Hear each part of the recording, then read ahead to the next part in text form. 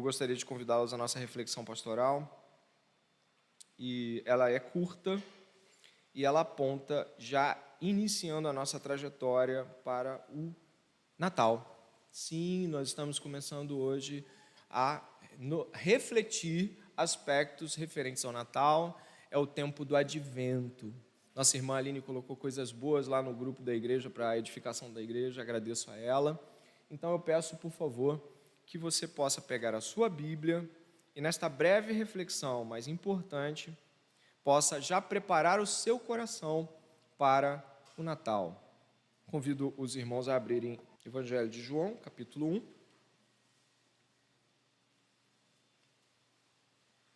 A igreja pode ler junto, também vai ser projetado na nossa tela ali, mas a igreja pode ler juntos com a sua Bíblia, verso 14.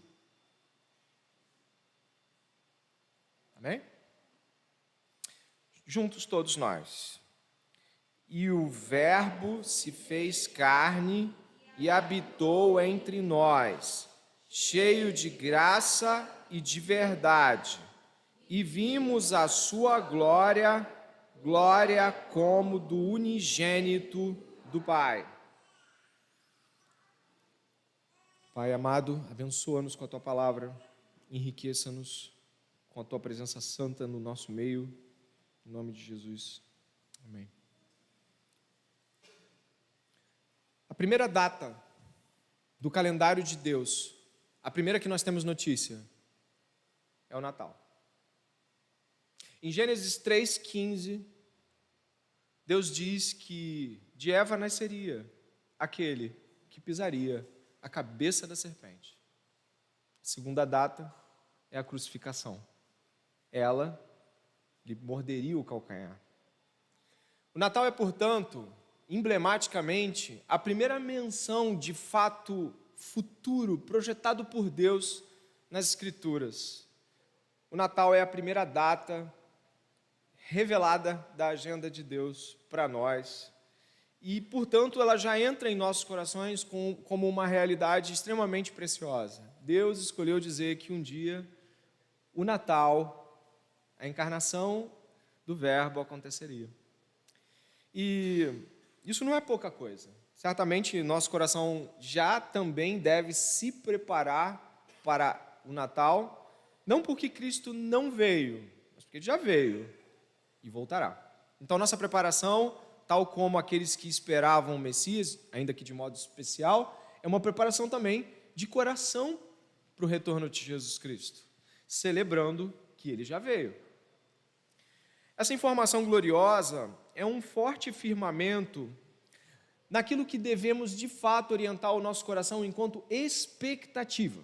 O nosso coração, ele está sempre com motivações e expectativas. E quando as expectativas são erradas, nós nos desviamos do Evangelho, nos desviamos das promessas e começamos a viver uma vida angustiante, ansiosa e difícil.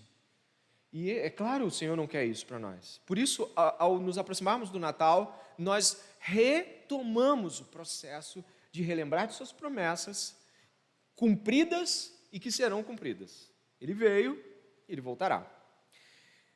Aqui, João, o apóstolo, aí você pode observar, João, o apóstolo, ele vai dizer que o Verbo se fez carne e habitou entre nós, cheio de graça e de verdade, vimos a sua glória, glória como unigênito do Pai. Eu gostaria de me ater aqui a algumas palavras, não todas, desse verso.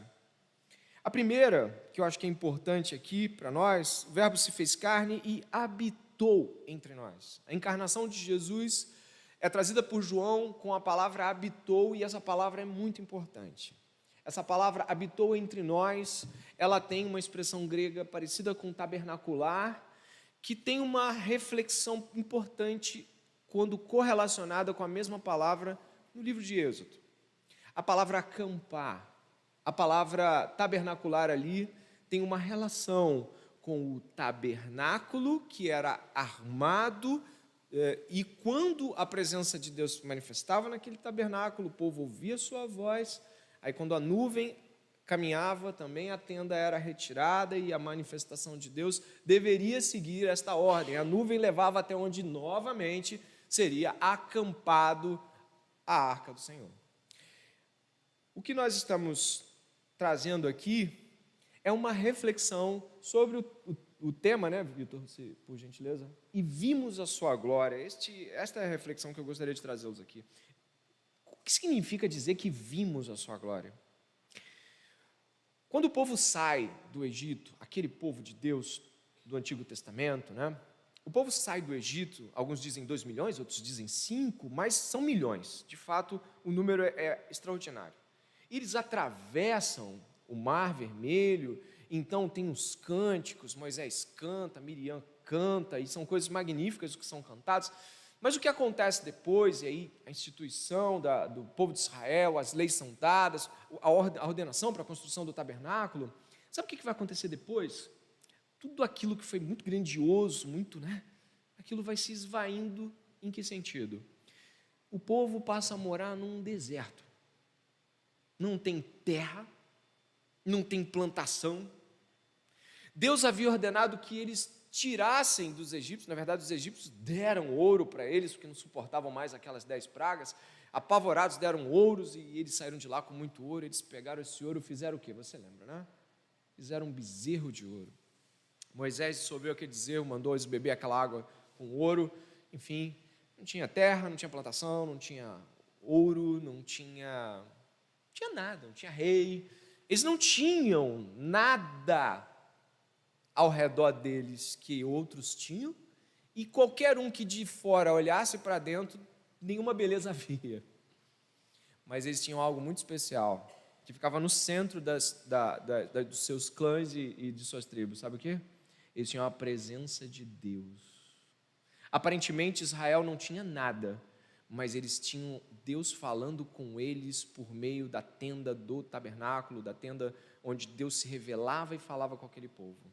Logo, é importante observar de que aparentemente a condição era muito humilde, inclusive a tenda também era muito humilde. Você não tem grandes especificações da tenda, você tem especificações do tabernáculo, da arca, da tampa, tudo tem que ser feito assim, querubim para cá, e vara de ouro, cobertura. Isso você tem. Aquilo ali no meio é preciosíssimo, né? Mas a tenda é muito simples, o povo não tem nada, como a manjedoura de Jesus. Olhando ao redor, caverna ou cabana, não importa, tudo era muito simples, mas o que havia ali, naquele comedouro de animais, era de uma preciosidade indizível. Jesus, naquele lugarzinho sujo e simples, era agora a habitação de Deus, plenamente no meio de seu povo, e ninguém que estava ao redor poderia sequer compreender a grandeza do menino Jesus ali encarnado. Deus habitou entre nós, o Emanuel estava ali. Essa reflexão é importante porque quando João fala sobre e vimos a sua glória, glória como a do unigênito, a mente humana para glória, ela vem para quê? Troféu, medalha, conquista, grandes vultos, personalidades incríveis, glória. Nabucodonosor disse: esta é a Babilônia que eu fiz para a minha glória. Ele olha para aquilo tudo e é tudo muito glorioso. Essa é a visão humana comum para glória, esplendor. Mas como é que João diz que a gente viu a sua glória? Ah, pastor, foram os sinais, um montão de sinais, uma coisa fantástica, Jesus andou sobre o mar. Vamos ser francos, vamos direto ao ponto, né? Os comentaristas mais apurados falam que a Judéia era um negocinho ali, pequenininho, um ovo dentro do glorioso Império Romano. A Judéia não era terra de ninguém. Jesus nasceu em Belém, foi morar em Nazaré, sabe, não tinha nenhuma expressão. Os milagres foram vistos por algumas pessoas, no caso dos pães até por milhares, mas eles não representavam glória para o mundo. Na verdade, Herodes ouviu falar. Se você fosse até a Macedônia, ninguém conhecia esse Jesus. Se andasse até a Síria, ninguém o conhecia. Se descesse até o Egito, quem é esse Jesus? Nunca ouvi falar. Jesus não era Alexandre o Grande, César Augusto. Jesus não era vultoso. Para completar, ainda morre em uma cruz vergonhosa como criminoso e blasfemo, sendo abandonado pelos seus principais discípulos. Jesus não teve glória. Mas por que é importante falar sobre isso? E de que glória, então, João pode estar falando? A glória de Jesus Cristo, de ser verdadeiramente humano e verdadeiramente divino, ela era uma glória que, em Filipenses, é dita de que uma glória esvaziada em formato de humildade e obediência. Tanto é que o sentido oposto que o Paulo diz em Filipenses 2 é que, tendo se humilhado até o ponto final, Deus o exaltou sobremaneira. A glória de Jesus era expressar a maior glória que um ser humano pode ter, é ser considerado um servo humilde e obediente. Richard Phillips, em uma coletânea de artigos feitos por Joel Bick, A Beleza da Glória de Cristo, livro da editora Cultura Cristã, ele fala algo muito interessante. Richard Phillips, que é um autor razoavelmente conhecido por alguns aqui, ele fala que, como ele veio para Cristo, ele entrou na porta de uma igreja presbiteriana e tinha um senhor afrodescendente, muito idoso, um diácono, que balançando a mão o cumprimentou, diz o senhor Phillips, com um sorriso, com uma alegria, que ele falou assim: nossa, esse é o lugar certo para eu entrar. E aí esse diácono velhinho o conduziu até lá dentro e Richard Phillips, enfim, seguiu a jornada de fé. Esse senhor, Lawrence Down, que é o nome desse senhorzinho idoso, disse que o Phillips disse que nunca viu tanta glória de Deus quanto no enterro do senhor Lawrence. No dia do enterro do senhor Lawrence, a igreja estava abarrotada, pessoas estavam saindo pelos cantos. Então ele, que obviamente o conhecia, se aproximou e começou a ouvir os testemunhos. Dezenas de testemunhos. Eu me converti pelo testemunho do senhor Lawrence. Eu me converti porque o senhor Lawrence sorriu para mim um dia e eu me senti tão amado que eu queria saber quem era o Deus do senhor Lawrence. Eu me converti, 3 pastores levantaram a mão assim, ele foi meu primeiro discipulador. E a igreja começou a dar testemunho. Richard Phillips falou que nunca ouviu Cristo ser tão glorificado quanto no funeral do senhor Lawrence.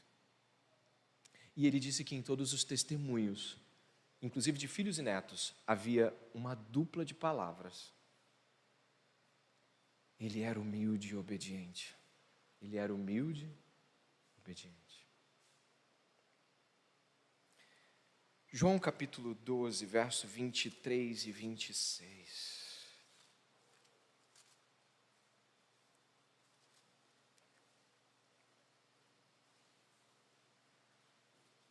Jesus diz assim, para terminarmos. Olha o que ele diz.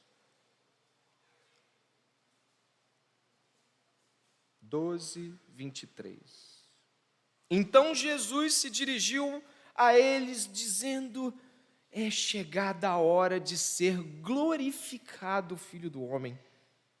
Olha o verso 24, preste atenção. Em verdade lhes digo, se o grão de trigo caindo na terra não morrer, fica ele só. Mas se morrer, produz muito fruto. Leiamos juntos 25 e 26. Quem ama a sua vida, perde-a. Mas aquele que odeia a sua vida neste mundo, irá preservá-la para a vida eterna. Se alguém me serve, siga-me, e onde eu estou, ali estará também o meu servo. E se alguém me servir, meu Pai o honrará. Nesta primeira reflexão do Advento, o Advento nos prepara e nos traz a reflexão de que a grande glória, e talvez seja isso que esteja na tua lápide, eu espero que esteja, naquela igreja abarrotada no teu velório, de pessoas dizendo: eu conheci a Cristo pelo Euler, pela Tainá, pela Priscila, pelo Fernando, pela Lucemita, pela Isabela. E aí mais outros seguindo. Nunca vi tanta humildade.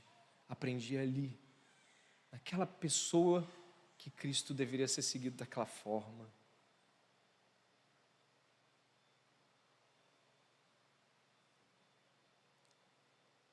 Se não somos assim, ainda não estamos buscando ser como Ele. Humildade e obediência devem ser nossos emblemas, que possamos encarnar, abre aspas, nesta manhã, a glória de Cristo. Oremos.